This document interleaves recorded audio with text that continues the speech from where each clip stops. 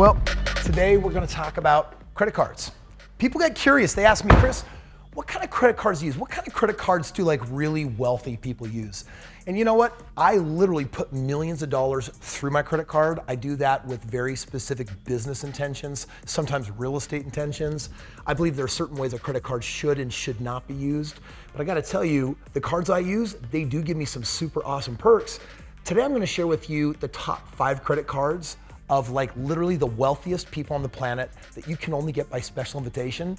And then I'll share with you how you should use a credit card and how you can actually use it to make you money. One shot,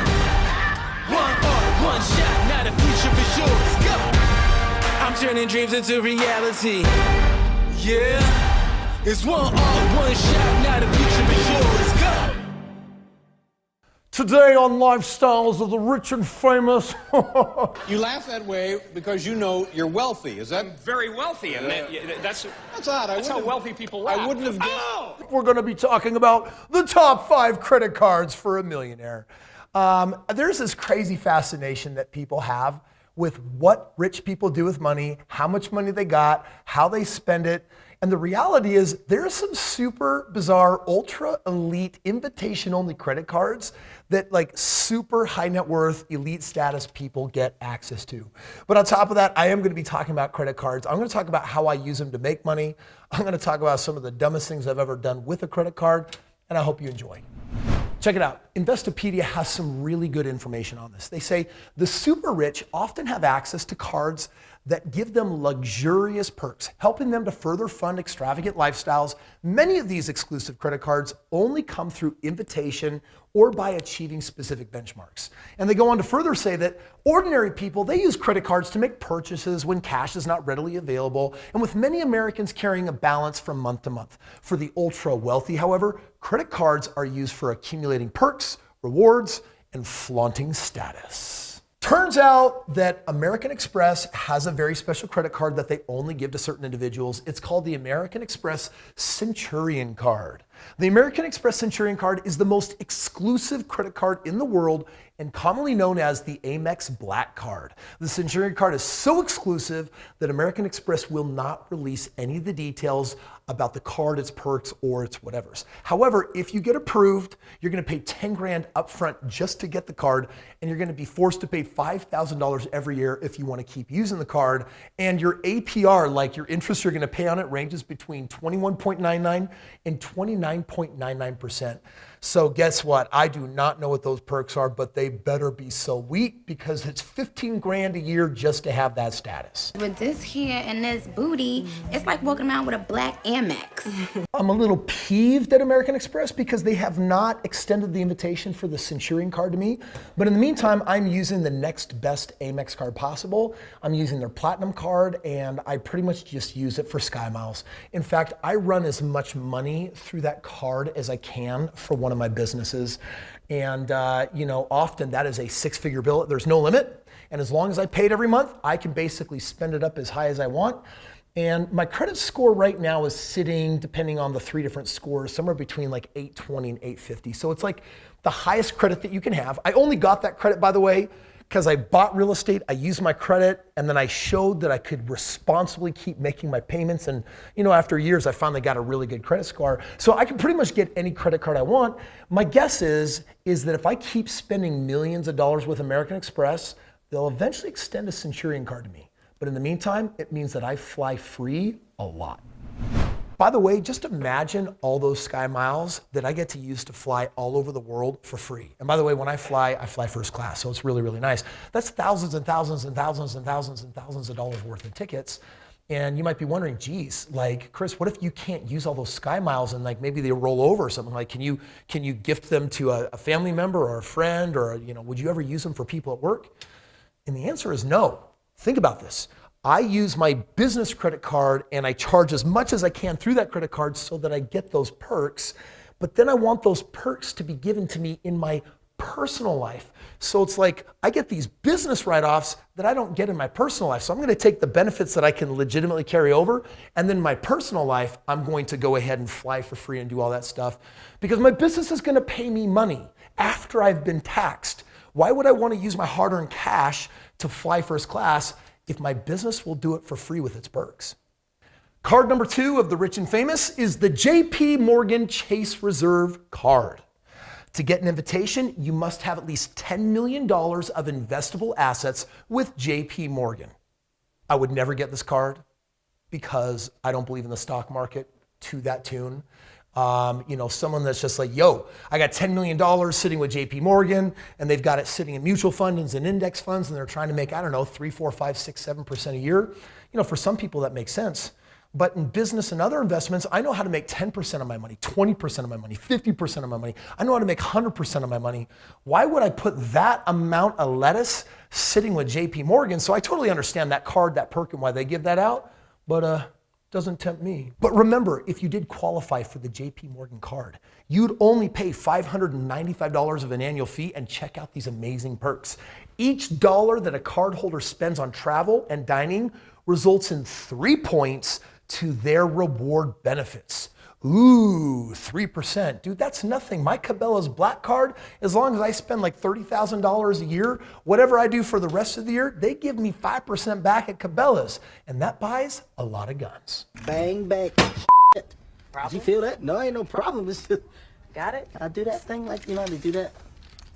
Now, the only reason why someone would want that JP Morgan card is because of the status symbol, because it really means that when you whip it out, that you've got $10 million sitting in their accounts. Well, there are other cards that give you maybe even more status, like the Dubai First Royal MasterCard. The Dubai First Royal MasterCard is trimmed, by the way, in gold. It has a diamond embedded. That's got to be really weird in your wallet. And consumers must receive an invitation from Dubai First to become a card holder. However, when you become one, you get access to a team of 24/7 lifestyle managers whose sole purpose is to meet your every request. Additionally, the card has no credit limit, 0 restrictions, allowing cardholders to spend as much as they want. I'm not really sure what a lifestyle manager is, but it sounds kind of cool to me because I certainly employ people in my world to help soup up and make my lifestyle actually better. So maybe that's a cool perk, or maybe you just like having a diamond on your credit card. Shine bright like a diamond. Speaking of precious stones, the dumbest thing that I ever used a credit card for was going to one of those gem fairs with my wife. I do this a few times a year. My wife is a nut about rocks. My house is filled with semi-precious stones and some of them are quite large. Most recently, I acquired this smoky quartz that's 2 feet wide. It's 5.5 feet tall. It's sitting with, right now it's in Oregon, sitting with a world-class metallurgist person who's going to, works for museums and is gonna put it on a really fancy stand that'll probably cost $20,000. And I'm like, speaking of stones, the last stone that we bought, we put that on credit card and I think it was $75,000 or $80,000. That's a lot of reward points for a stone. Now you might be thinking, what would I do with a credit card that has no restrictions, no limits? You could literally buy anything that you wanted. You could even buy a house. Well, you need to remember that when you buy something, you have to pay it off generally within a 30-day period of time, or else you are going to start accruing interest at whatever the rate is, right? I mean, you might have a great rate at 5%, or maybe it's 10%, or maybe it's 22 or freaking 30%. You need to understand though, that there's a lot of power in having free money for 30 days. For example, check this out. Let's just say that I legitimately have $50,000 of something that I want to buy for my business. Let's actually say that it's comic books. That's kind of crazy. So I buy my comic books, it's for my business, and I know that on average, I can sell these comic books in 3 weeks. So I don't got 50 grand in my pocket. I pull out my Dubai First Royal MasterCard, or maybe you got another American Express that has no limit, and you buy $50,000 in the whatever widget it is. This, we're talking about comic books. And then guess what later? 3 weeks later, you sell them all. Let's say you sell them for $70,000. What are you gonna do with that? You're gonna pay off the $50,000. You've incurred 0 interest, and you got $20,000 left over. This is a game called arbitrage. It means you're getting something for less, you're selling it for more, and you're getting something in the middle.